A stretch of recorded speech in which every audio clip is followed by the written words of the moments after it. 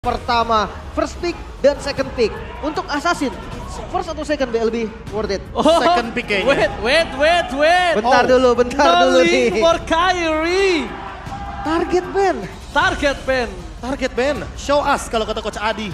Karena Assassin versus Assassin akan sangat menarik sekali untuk kita saksikan nantinya. Tapi kalau linknya sudah di-ban, chance untuk Assassin yang muncul masih ada Nolan, masih ada Joy walaupun udah nggak punya anti-CC dalam Electrifying Beats-nya. Dan tidak melupakan Hayabusa yang sempat muncul dari lini Onyx.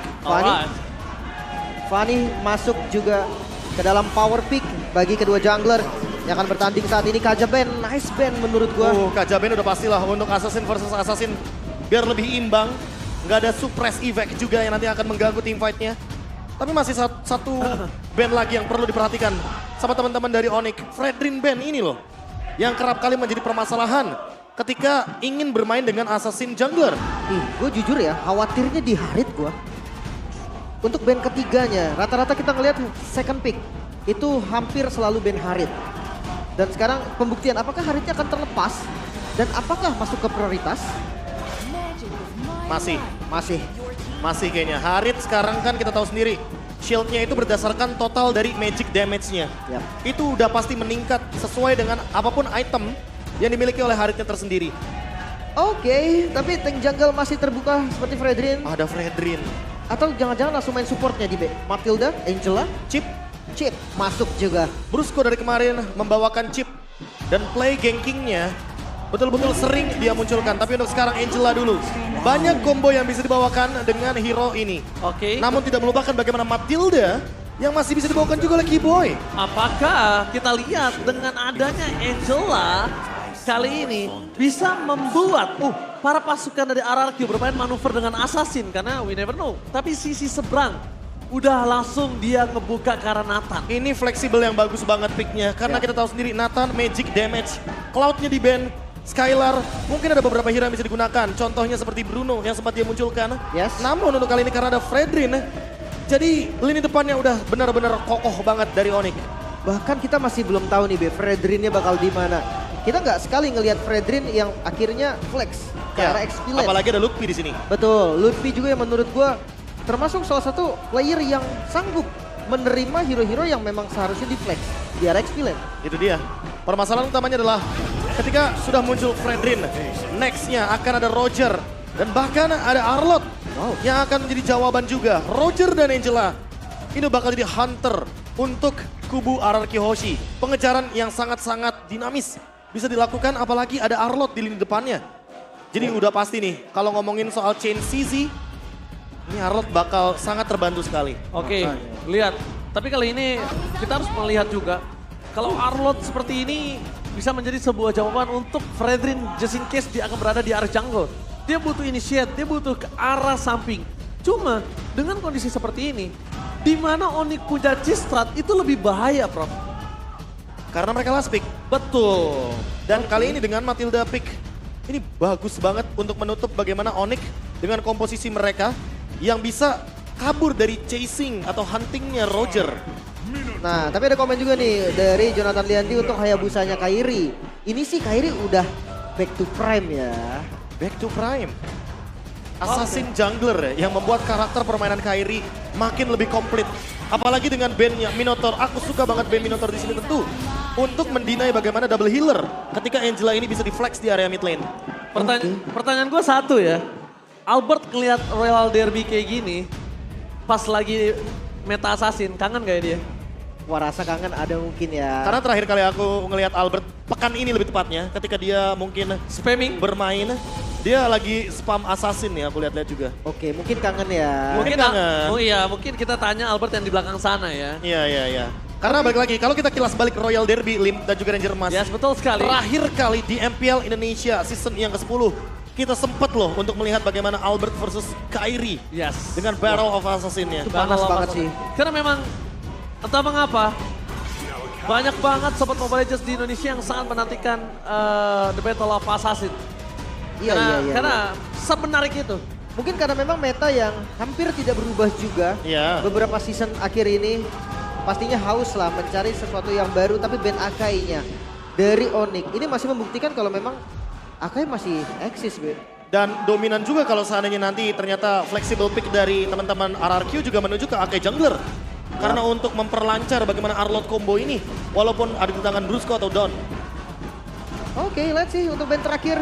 Tapi yang menarik perhatian Kaditanya Suns ya. Iya. Di era Flash of the Oasis, ada Angela yang sudah diambil juga, Kaditanya masih di target band. Kayaknya ini buat deny juga gak sih kalau misalkan teman-teman dari RRQ mau invade, kan Kadita ini bakal jadi hero yang bisa megangin banyak pemain-pemain RRQ. Ya makanya, bukan hanya tentang point kill yang dicari di sini. Gimana caranya dia ngamanin objektif game dan bahkan sampai 2 hero Kyrie.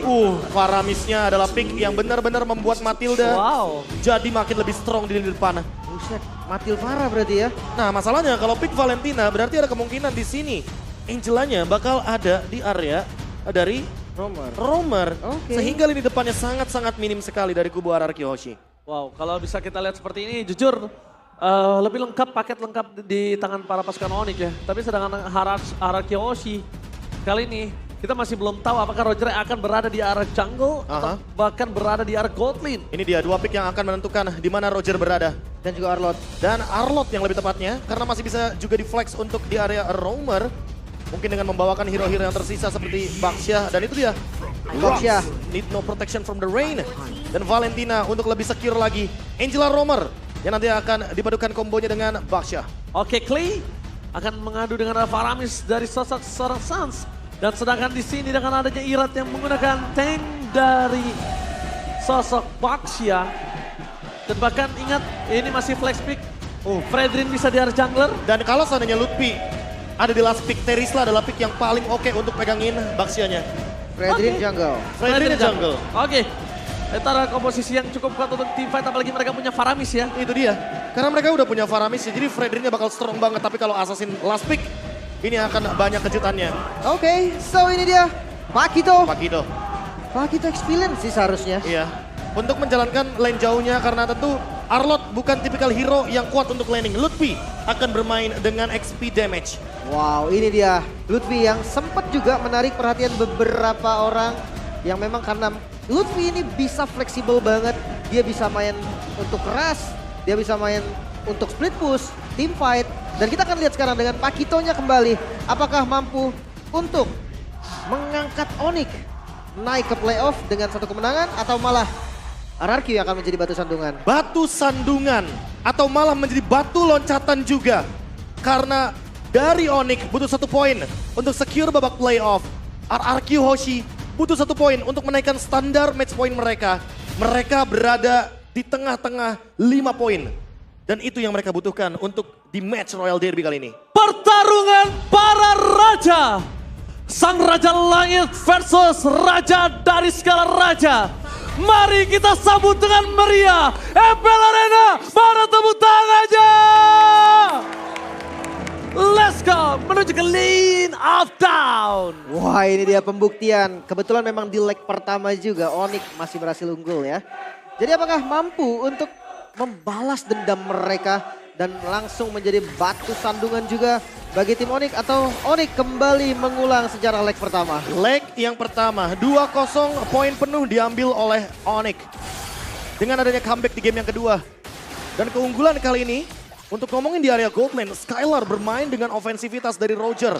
Karena apalagi dengan membawa Master Assassin, dia harus maksimalin emblem Assassinnya juga untuk penetration lebih pasti di early game. Oke, tapi nampaknya lihat Kiboy langsung merespon ke arah bottom lane Lim dan membuat Skylar yang kali ini berada di dalam posisi yang tidak baik. Iya, dengan emblem support dia larinya cepet banget, quantum charge juga. Gak usah khawatir lah untuk escape ataupun charge, level 2 juga. Udah lumayan enak, tapi kalau ngomongin jungle tank versus jungle tank ini, balik lagi berarti objektif turtle ini kan, jadi medan yang sempurna bagi mereka. Iya ya, karena kalau kita ngomongin soal assassin versus assassin, objektifnya itu ada di point kill. Agak sedikit berbeda dengan adanya tank jungle, yang dimana objektif udah pasti akan ada di perebutan turtle. Dan sekarang rotasi adalah kuncinya. Karena siapapun yang dapetin ganking point terlebih dahulu, apalagi membuang spell sebelum adanya turtle, akan mendapatkan keuntungan yang lebih banyak lagi. Wow. Agak cukup agresif Clay nampaknya. Nampaknya udah gak bisa menahan dia permainan agresif yang dimiliki oleh sosok seorang Clay kali ini. Sudah lama mungkin nampaknya tidak bertemu dengan Suns. Tapi Saling kalau sapa Clay lagi memang ya. gitu enggak sih? Tipikal Harus. dari Clay juga. Kayak harus bermain dengan ofensivitas, apalagi dia bawa Valentina nih. Memang, tapi lihat ini adalah early. Jangan sampai Clay bermain dengan kondisi early-nya hanya agresif, tapi mid-nya dia agak cukup tumpul. Oke, harus diimbangi dengan ofensivitas. Tapi mid lane benar-benar di-press untuk tidak mendapatkan level yang keempat dari Brusco. Oke, mungkin agak sedikit ke delay aja, tapi masih tetap akan dapat level 4-nya. Sementara di gold lane, wow. Oh, agak sedikit pressure, tapi lihat kita akan ada team fight pertama di arah top lane. Menarik Irat masuk ke dalam bersama dengan Kyrie Town. Hampir solo pick off di arah bottom lane untuk Skylar masih bertahan. Tapi ini akan menjadi penentuan siapa yang pulang dan bahkan di arah bottom lane. Nampaknya Skylar memilih untuk pulang terlebih dahulu, tertarik begitu saja oleh seorang Sans. Dan Ram dikeluarkan terlalu terburu-buru, menghindarkan dan pada slash dari seorang Don. Tidak disambut dengan cukup baik. Yang tandanya turtle pertama akan ada di tangan dari Kyrie. Sedikit terlambat kombinasi yang dilakukan oleh Brusco dan juga Irat terbakar. Menimbulkan first blood di tangan dari Irat. Irat tumbang, Brusco hampir saja dan bahkan Kyrie! A press ward! Menutup Kyrie tumbang langsung. Instan. Kerugian berganda. Turtle yang bisa disecure oleh Onyx ditambah 2 kill. Diamond dan Purple-nya be, udah mulai ditabrak. Dalam keadaan HP yang begitu low, Irat dan juga Brusco masih ingin mencoba untuk mengambil sebuah kesempatan di turtle objektif pertama, tapi malah mendapatkan kerugian lagi dan lagi. Hampir menuju ke 2000 gold dan Irat sekarang ketinggalan sekitar 2 level. Alright, dan bahkan kita lihat kali ini para pasukan dari RRQ mereka mencoba untuk bertahan dengan tidak berada di lane karena Lutfi out of nowhere double chip dan hampir saja knockout strike. Untungnya Clay masih bertahan di depan sana. Yep, triple kill. Oh, bakal coba dipasang oleh Sans. Clay di sana Hampir. menyelamatkan dirinya. Masih ada Brusco. Karena kalau misalnya mungkin gak ada Brusco itu akan menjadi poin kill tambahan untuk para pasukan dari tim Onyx. Thanks to heal-nya Brusco dan gerakan jungle tank seperti biasa. Dia akan dominasi untuk pattern jungle-nya di awal dan siap untuk invade. Tapi emang spesial dari Onyx, Kyrie ini memang sering main ke arah mid lane. Oke, Kyrie memasang dengan retribution Clay. Itu dia. Manis banget flickernya. Lagi dan lagi, tapi itu permasalahannya. Clay nggak bakal punya flicker ketika ada di turtle yang kedua. Dan objektif setup dari Onyx akan lebih leluasa ketika nantinya Clay tertangkap di tengah-tengah team fight. My God, Kyrie. Gila, Kyrie mencoba untuk melucuti seluruh jangkal yang dimiliki oleh seorang Irat. Irat bahkan sudah tertinggal 1 level menuju ke arah 2 level kah? Jangan sampai 2 level ini nggak baik banget karena turtle selanjutnya akan muncul, Lim. Apalagi sama-sama jungle tank kan. Kalau nggak di kontes jadi kayak sayang banget gitu. Ya, potensi untuk bermain ofensif di early game masih dipegang untuk di turtle yang kedua. Tapi tinggal gimana setupnya aja, karena kalau kita ngomongin soal Brusco yang hadir atau show di area bottom lane, setidaknya dia punya hard guard untuk hadir dan bersatu dengan Irat nanti di team fight turtle. Oke. Kalau misalnya seperti ini yang harus diperhatikan adalah kombinasi team fight. Jangan sampai mereka juga melepaskan pandangan dan jangkauan. Dengan final slash dikeluarkan Keyboy Flicker for defensive. Lagi turtle didapatkan oleh seorang Kyrie, team fight yang tidak habisnya. Menarik karena Irat ke dalam dan dot. Tumbang begitu saja. Dan Ram yang di copy tidak membuat para pasukan dari tim RRQ bertahan. Dan bahkan double kill dari seorang cewek. Tanpa adanya bantuan dari seorang Skylar. Akan menjadi korban selanjutnya. Lihat Ludwig knockout strike dan Irat. Mereka dive in. RRQ dan cekacak triple kill dari seorang cewek membuat para pasukan dari tim RRQ mereka tumbang di dalam turretnya sendiri, terejam-mejam. Bahkan outer turret bukan menjadi halangan yang sekarang pun midnya sudah hancur. Visionnya lebih terbuka lagi. Sans S-nya sabar, dia tahu dalam team fight turtle tadi dia bisa menggunakan Netherrealm, tapi Netherrealm-nya di save. Karena Clay udah nggak punya flicker, mereka all in ke Clay. Dan ketika team fight di area bawah turret, mereka gunakan Netherrealm tersebut. Dengan Necklace of Durance first item membuat Brusco tidak memiliki heal up yang cukup kali ini, Lim.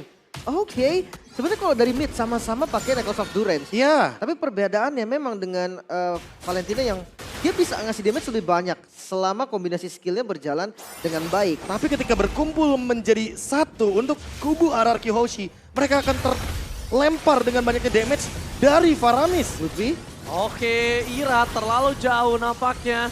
Jangan sampai Irat yang akan coba ditumbangin. Mencoba untuk menutup dan pulang. Tidak ada jalan lagi untuk pulang Irat. Di sana tidak ada yang bisa membantu dan bahkan Brusco menjadi korban pertama itu dia. Irat terlalu dalam. Offside, Prit. Kartu kuning. iya langsung dipunish juga. Dan sementara itu ceweknya bergerak langsung ngambil ke arah top lane. Ini agak dominasi dari Onyx susah buat dihentiin ini. Iya, semua lini kayak benar-benar ketutup. Dan outer turret hanya tersisa di bottom lane. Tinggal gimana caranya untuk melakukan mirror dari RRQ sekarang. Wow, ini benar-benar terpotong sekali dari 5.600. Oke. Dan kita lihat ini baru menit 6. Kalau Itu dia. 6.000 ini 1.000 gold per menit. Ya karena poin killnya 6 juga kali ini untuk Onyx. Dan mereka dominasinya nggak berhenti hingga turtle yang ketiga sekarang. Dan mereka memaksa menunjukkan serang Irat, ditutup begitu saja. Kyrie berhasil mendapatkan seorang down. Karena initiate lagi di garis depan, Skylar mencoba membantu pun tidak punya damage. Karena masuk ke dalam sana adalah sebuah lubang buaya. Dan Irat akan menjadi korban keganasan dari tim Onyx. Double kill. Early game pressure, nggak ada habisnya. Sang raja dari segala raja nggak dikasih nafas sama sekali. Ini ceweknya overfed sih, 6.800 gold yang dimiliki oleh cewek. Ini bisa dibilang akan langsung ke arah core item yang mahal. Udah Mungkin pasti. seperti Holy Crystal. Dia bisa nge-skip Divine Glaive juga dengan modal 2 item di awal udah cukup banget. Ya apalagi kalau kita ngomongin first itemnya Keyboy, dia punya Flask of the Oasis. Udah pasti kalau misalkan terkena Lycan Punch kayaknya nggak bakal bisa instan juga. Dan Keyboy sekarang bisa menguasai lini jungle dari kubu RRQ Hoshi dengan perfect objektif. Perfect winning 08 juga untuk sekarang poin killnya. Ditambah lagi di menit yang ke-7 perbedaan gold 8.700. Belum ada telur pecah, maka ada Final Slash menunjukkan seorang Keyboy. Menuju ke arah sana akhirnya Keyboy ditumpangi, tapi ada ram dari Sans. Membuat tim fight kali ini lebih untung di tangan Onyx. Dive in dari seorang Kairi dan platform. Lihat, the untouchable cewek. Bahkan dia memaksa mundur ke arah belakang, berhasil mendapatkan triple kill. Looking for Maniac. Cewek tidak terhentikan. The unstoppable cewek. Wow, dominasi dari sang Raja Langit terlihat bahkan masih di menit yang ke-8. Mereka unggul gold jauh banget, Be. Jauh banget. 10.000 gold, 11.000 bahkan di menit yang ke-8.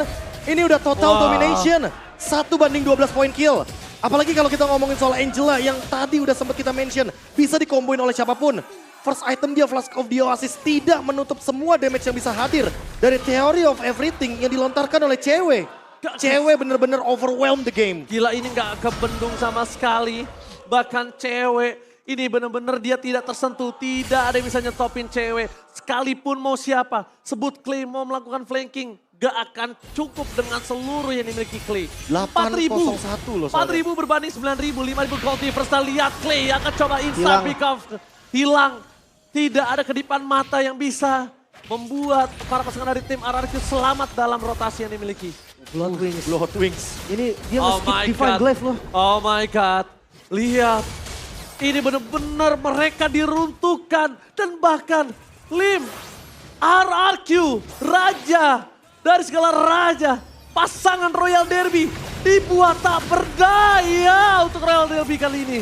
Bahkan kayak zona yang dibuka oleh RRQ pun sempit banget. Mereka untuk ke jungle mereka sendiri. Mungkin harus menurunkan 5 member. Dan lihat dengan Keyboy yang nge-show di bagian depan. Itu loh langsung jadi palang pintu. Dan bayangin mereka mendapatkan base turret tanpa Lord. Tanpa Lord. Dengan perbedaan gold seperti ini. Dan lihat Lutfi. Dia bisa nge-zoning siapapun. Apalagi sekarang dia udah punya Dominance Ice. Makin kuat lagi untuk mendinai Life Bane. Efek yang begitu dinamis. Untuk hero-hero healer seperti Angela. Alright, pecah sudah ya di arah top lane pasifnya. Dan Lord masih meluncur bersama dengan Super Minion. tanpa ada Masalahnya, pasif. winning condition dari RRQ Hoshi adalah menangin early gamenya. Dengan perbedaan gold 14.000, hampir 15.000 bahkan.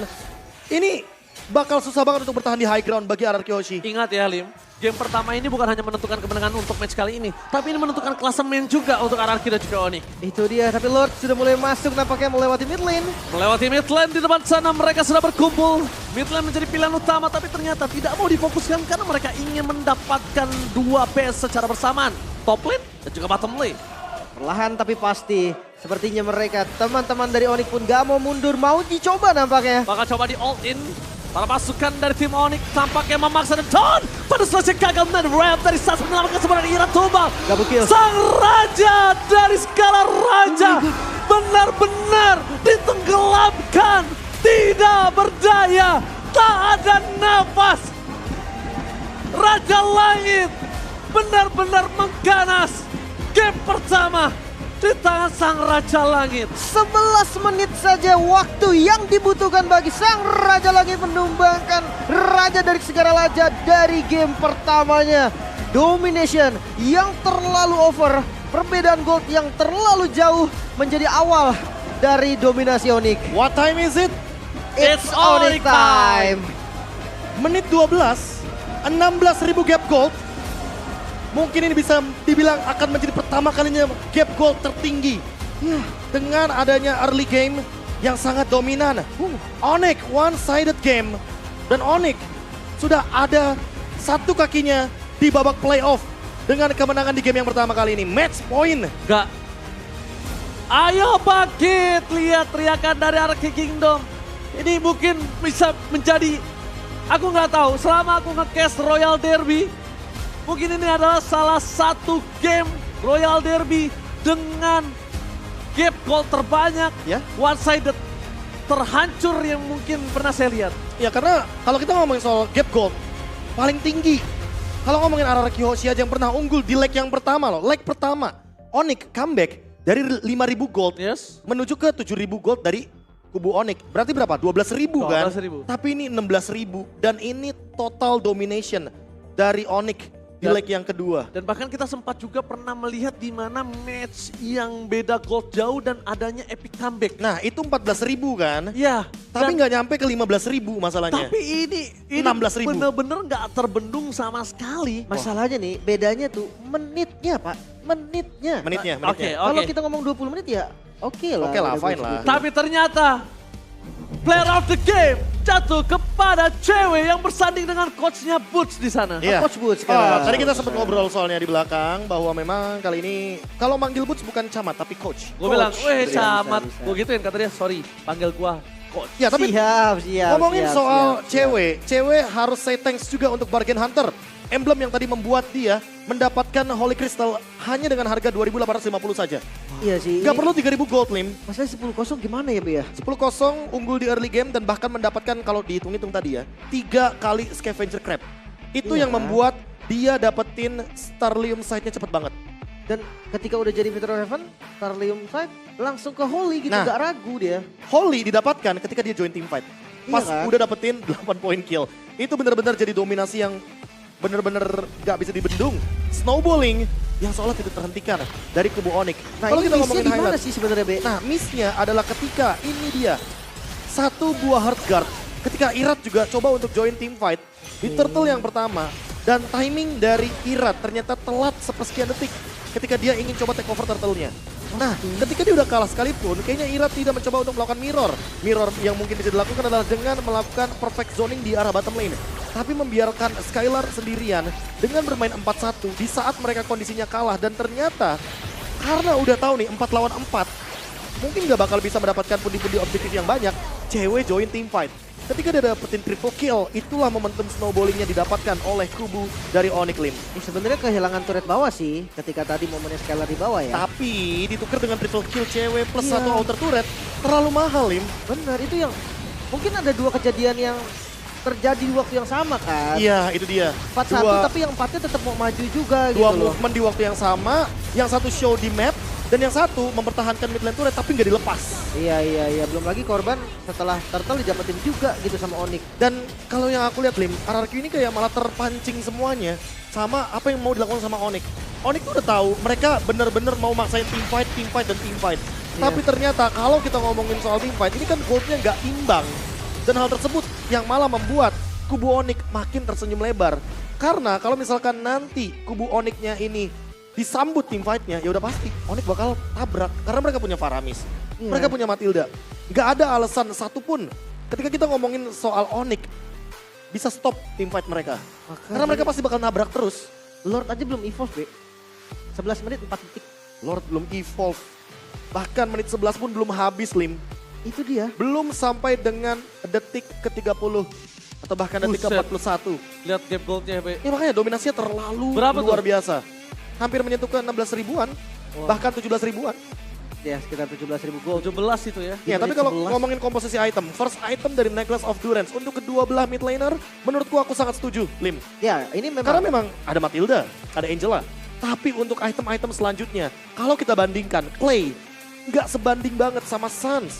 Karena memang Suns-nya join team fight terus, walaupun Clay di sini punya satu Nether Realm, tapi ketika tadi 30 detik sebelum turtle yang kedua, Clay-nya terpicu flickernya, itu menurutku momen yang mengubah segalanya biar Onyx bener-bener bisa nabrak. Karena ketika Clay-nya pecah dengan Nether Realm, dia udah gak punya flicker. Ya. Turtle pertama agak sedikit maksa. Turtle kedua kepancing dari beberapa short flicker. skill. Nah, turtle yang ketiga nggak ada mirror. Iya. Itu sebenarnya momentumnya. Undergold masih coba gagal dan gak dapetin apapun di sisi lainnya. Yes. Dari segi item ya ini agak susah sih karena perbedaan itemnya jelas akan signifikan. Ya, Dari aku gold setuju. yang berbeda banget, bahkan ya Suns pun baru jadi item keduanya kan, OTW Wah. item ketiga. Bayangin Kyrie yang biasanya dia bikin Molten udah selesai. Mungkin dia ganti nanti jadi Immortality.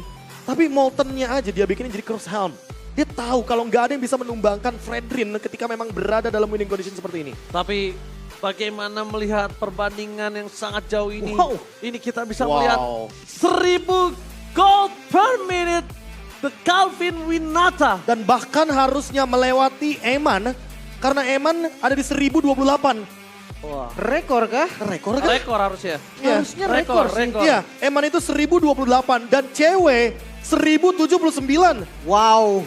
Wow. Rich guy by UBS Gold jatuh ke tangan cewek dengan 1079 dan mencetak rekor. Gini. Sedangkan dari cewek dia tidak ada di dalam top 5 kali ini dan langsung mengungguli dari Eman sebagai top 1. Cewek menjadi gold laner yang benar-benar bersinar di pertandingan kali ini dan bahkan mungkin pembuktian.